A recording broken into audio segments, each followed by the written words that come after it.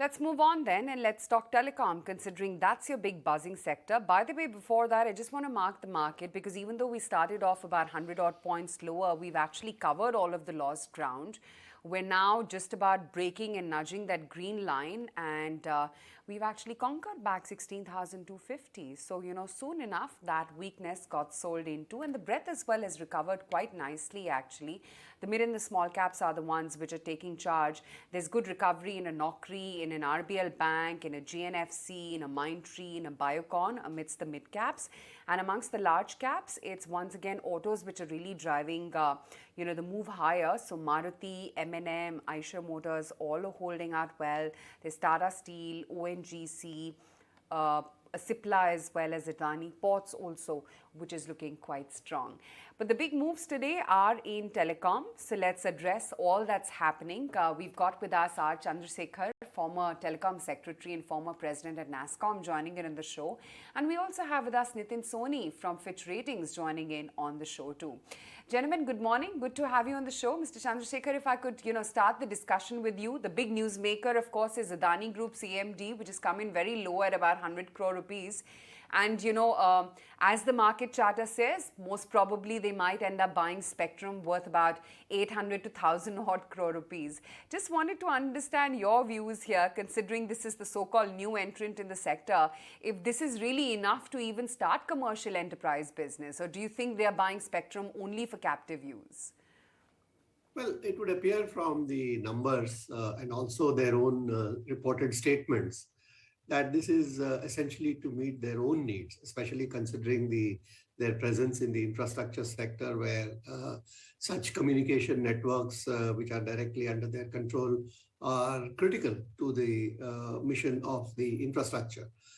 So I would definitely think that this is not an indication of their inclination to enter into the commercial space, although at some future point, that can be ruled out.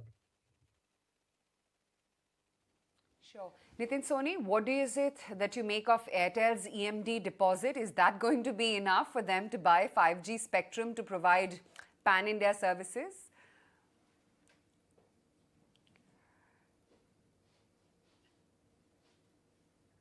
Nitin Soni, that question is for you. Hi.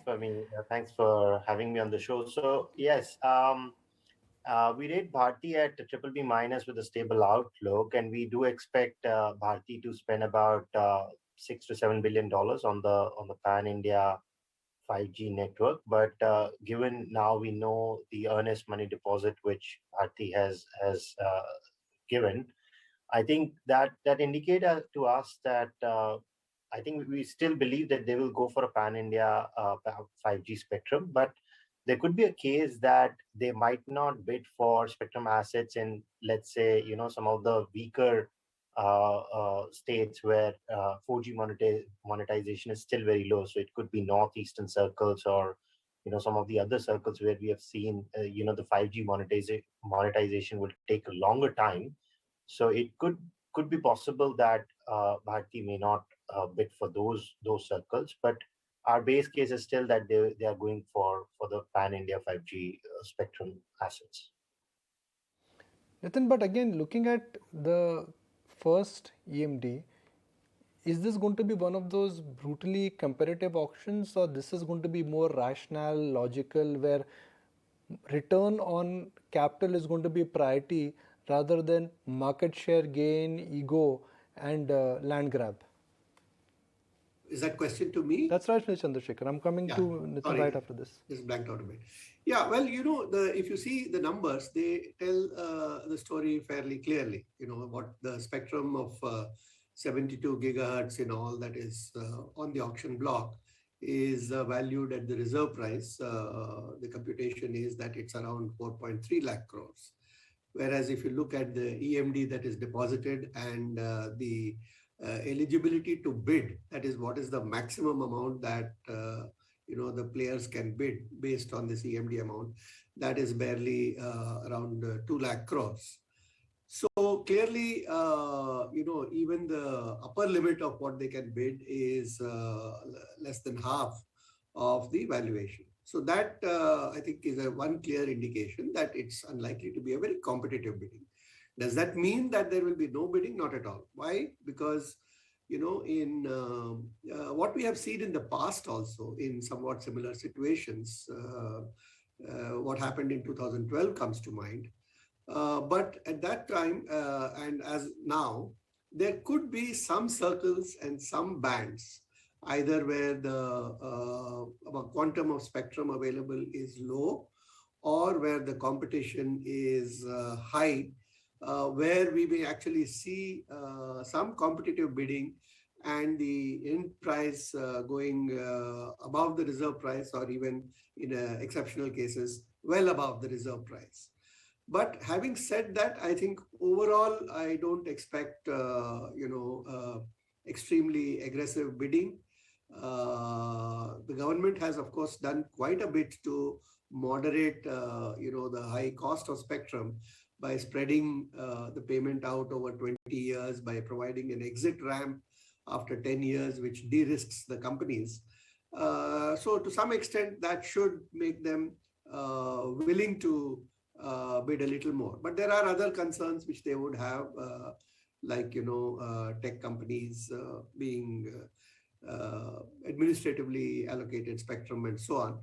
But overall, I think it would be largely on a need, bidding would be largely on a need basis, largely on the competitive plans of the company and on the competitive landscape in that particular area.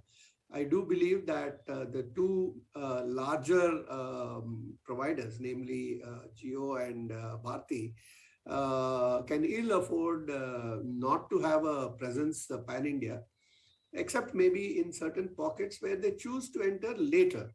But I think not being present all across the country in a longer term is probably not an option. For a company like Vodafone, it probably could be more tactical by focusing on specific areas where they are strong, or where they Right. see other needs. Okay. Nitin, why is there such a big difference between the bid of Bharti and Jio? How should one read into it purely as an observer? Nitin Soni. No, I think we'll have to see, sometimes the earnest money deposit does not really give you the full picture. We'll have to see, but we have to also remember that it's a massive spectrum auction. So all kinds of spectrum from 800, 900 to C band, and even the 24 gigahertz is also available to be bid by these companies. And I think there is also incentive for the telcos to bid for the higher bandwidth to lower their spectrum usage charges.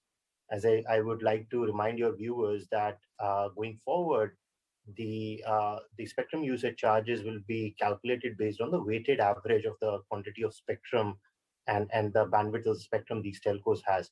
So there is an incentive that these telcos can bid for the higher bandwidth of spectrum and lower their spectrum usage charges going forward. So there could be a case that Jio might also bid for the other spectrum assets, not only necessarily for the 5G spectrum, just to further improve their spectrum assets in some of the circles, and also bid for the millimeter wave, which is the 24 gigahertz and higher. And Bharti would obviously, focus a large part of their bidding on the acquiring the 5G spectrum assets, but also can bid for 900 megahertz, which they have been using for a long time, along with 1800 megahertz. So we'll have to see, how the spectrum auction strategy fold out, and earnest money deposit may not, indicate the full picture.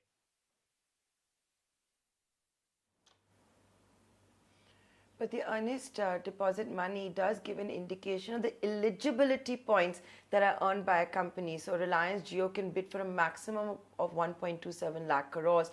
Bharti Airtel for a maximum of 48,000 crores. Adani Group maybe 800 to 900 crore rupees. And with that, Nitin Soni, I'd like to ask you one question. With this kind of math and the fact that the average revenue per user is still below what Sunil Bharti Mittal says it should be, 400 rupees. Do you think with this participation, all of us, the industry, stakeholders, analysts, shareholders, everyone should brace themselves for one more tariff hike coming in from the telcos?